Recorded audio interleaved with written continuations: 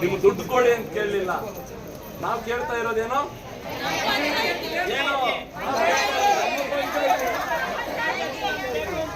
ನಾವು ಏನ್ ಕೇಳ್ತಾ ಇದ್ದೀವಿ? ಪಂಚಾಯತಿ ನಮಗ್ ಕೊಡ್ಲಿಲ್ಲ ಅಂತಂದ್ರೆ ನಾವೇನ್ ಮಾಡ್ಬೇಕು? ಪರಿಕೆ ಎತ್ಕೊಂಡು ಮಾತಾಡ್ಬೇಕು. ನಮ್ ಪಂಚಾಯತಿ ನಮ್ಗೆ ಕೊಡ್ಲಿಲ್ಲ ಅಂತಂದ್ರೆ ಪರಿಕೆ ಎತ್ಕೊಂಡು ಮಾತಾಡ್ಬೇಕು. ಏನೋ ಎಲ್ರು ಹೇಳ್ಬೇಕು. ಇದು ನಮ್ಮ ಸಂಸ್ಕೃತಿ. ಇನ್ನು ಮುಂದೆ ಯಾಕೆ ಅಂತಂದ್ರೆ ನಾವು 12 ದಿನಗಳಿಂದ ನಮ್ಮ ಬಾಬಾ ಸಾಹೇಬರು ಕೊಟ್ಟಿರ್ತಕ್ಕಂಥ ಸಂವಿಧಾನದ ಅಡಿಯಲ್ಲಿ ನಾವು ಹೋರಾಟ ಮಾಡ್ತಾ ಇದ್ದೀವಿ. ಕಾನೂನಿನ ಚೌಕಟ್ಟಿನಲ್ಲಿ ನಾವು ಹೋರಾಟ ಮಾಡ್ತಾ ಇದ್ದೀವಿ. ಕಾನೂನನ್ನು ಬಿಟ್ಟು ಹೋಗದೆ ನಮ್ಮ ಹಕ್ಕನ್ನ ನಮಗೆ ಕೊಡಿ ಅಂತ ಹೇಳಿ ತಾಲೂಕು ಆಡಳಿತವನ್ನ ಜಿಲ್ಲಾಡಳಿತವನ್ನ ಕೇಳ್ತಾ ಇದ್ದೀವಿ. ನಿಮ್ಮ ಹೊಟ್ಟೆಗಳಿಗೆ ಊಟ ತಿಂತಾ ಇದ್ದೀರಾ? ಇಲ್ಲ ಅಂತಂದ್ರೆ ಇನ್ನು ಬೇರೆ ಏನಾದ್ರೂ ಚಿತ್ರಾನ್ನ ತಿಂತಾ ಇದ್ದೀರಾ?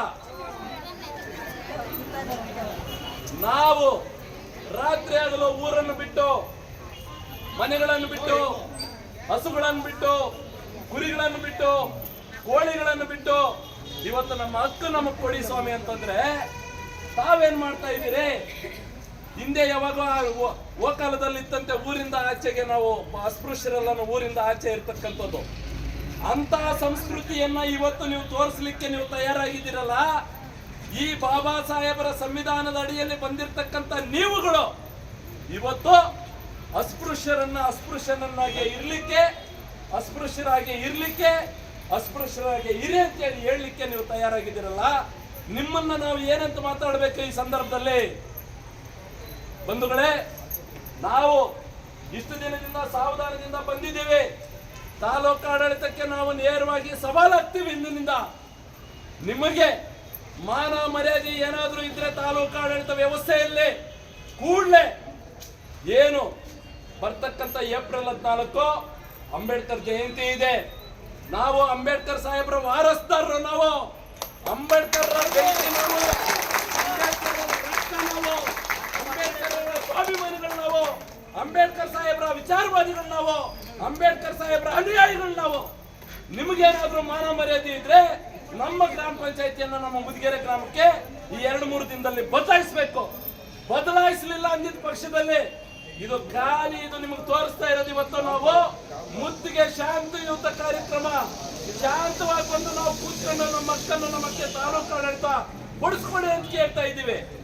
ನಾಳೆ ಮುಂದಿನ ದಿನಗಳಲ್ಲಿ ನೀವು ಇದನ್ನೇನಾದ್ರೂ ತಿರಸ್ಕರಿಸಿ, ಇದೇ ರೀತಿ ನೀವು ಎಸಿಗಳಲ್ಲಿ, ನಾವು ಸೊಳ್ಳೆಗಳಲ್ಲಿ ಮಲಗ್ತಾ ಇದ್ದೀವಿ, ನೀವು ಎಸಿಗಳಲ್ಲಿ ಮಲ್ಕೊಂಡಿದ್ದೀರಿ, ನೀವು ನೆಮ್ಮದಿಯಾಗಿ ನಿದ್ದೆ ಮಾಡ್ತಾ ಇದ್ದೀರಿ, ನಾವು ಹೊಟ್ಟೆ ಪಾಡ್ಗಾಗಿ, ನಾವು ಹೊಟ್ಟೆ ನೋವಿಗಾಗಿ ನಾವು ನಿದ್ದೆ ಮಾಡ್ತಾ ಇದ್ದೀವಿ.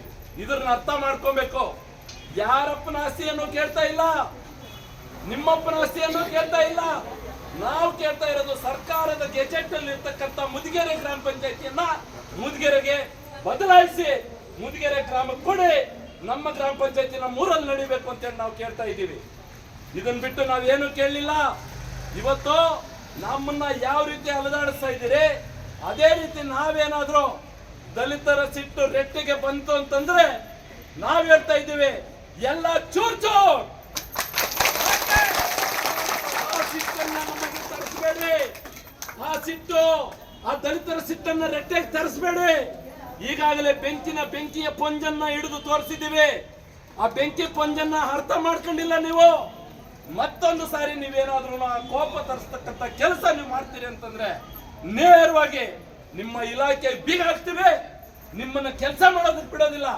ನಮ್ಮ ಪಂಚಾಯತಿ ನಮಗೆ ಕೊಡೋ ತನಕ ನಿಮ್ಮನ್ನ ಯಾವುದೇ ಕಾರಣಕ್ಕೂ ನಾವು ತಾಲೂಕಲ್ಲಿ ಕೆಲಸಗಳು ಮಾಡೋದಕ್ಕೆ ಬಿಡೋದಿಲ್ಲ. ನಾವು ಅರೆಸ್ಟ್ ಆದ್ರೂ ಸರಿ, ನಮ್ಮ ಮೇಲೆ ಕೇಸುಗಳಾದ್ರೂ ಸರಿ, ನಮ್ಮನ್ನು ಯಾವ ರೀತಿ ನೀವು ಕಾನೂನು ರೀತಿಯಲ್ಲಿ ನೀವು ಕಾನೂನನ್ನು ಜರುಗಿಸಿದ್ರೂ ಸರಿ, ನಮ್ಮ ಪಂಚಾಯತಿ ನಮ್ಮ ಬರೋ ತನಕ ನಾವು ಬಿಡೋದಿಲ್ಲ ಅಂತ ಹೇಳ್ತಾ ನನ್ನ ಮಾತನ್ನು ಮುಗಿಸ್ತೀನಿ. ಜೈ